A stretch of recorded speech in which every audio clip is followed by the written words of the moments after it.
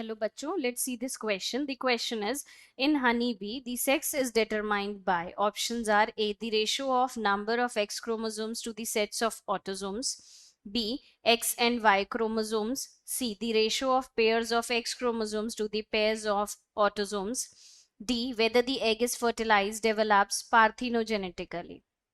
Question पूछ रहा है कि हनी बी के अंदर सेक्स डिटरमाइनिंग फैक्टर कौन है.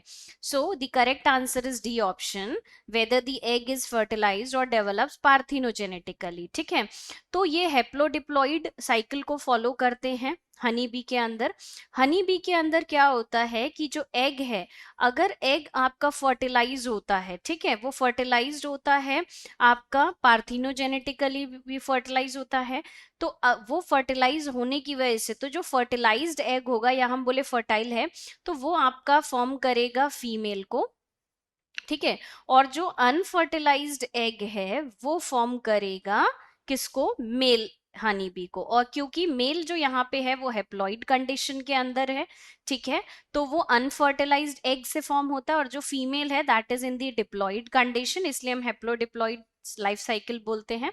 तो डिप्लॉइड फॉर्म में होती है इसी, और वो डिप्लॉइड फॉर्म कैसे फॉर्म होगा, बाय द फर्टिलाइजेशन. ठीक है, तो इस रीजन से अब हम ऊपर के ऑप्शंस देख लेते हैं. ए, तो वो आंसर नहीं होगा कि ratio of number of X chromosomes to the set of autosomes. ये हम ह्यूमंस में चेक करते हैं कि अगर हम फीमेल की बात करते हैं तो वहां पे हमारे पास टोटल जो ऑटोसोम्स हैं 22 पेयर, और जो 23rd पेयर है वहां पे भी हमारे पास 2 एक्स क्रोमोसोम है. ठीक है, यानी कि यहाँ पे 2 एक्स्ट्रा क्रोमोसोम है प्लस 22 पेयर. बट मेल के अंदर हमारे पास 22 पेयर ऑफ ऑटोसोम होते हैं प्लस हमारे पास एक्स और वाई, यानी कि सिंगल एक्स है. तो number of X are more in female and lesser in males. तो ये ह्यूमंस के अंदर फॉलो होता है. बी ऑप्शन भी गलत है क्योंकि X and Y chromosome deciding factor है वही again in the human beings. See, the ratio of pairs of X chromosomes to the pairs of autosomes, no again. तो एक ही बात को 3 बार इन्होंने बोला हुआ है. तो ये तीनों जो हैं जहां पे हम एक्स और वाई को चेक करें वो हम ह्यूमन बींग्स में करते हैं, और हनी बी के अंदर जो डिसाइडिंग फैक्टर है that is determining the sex, so that is the fertilised egg and the unfertilised egg. So D is the correct and the final answer of this question. Okay, best of luck.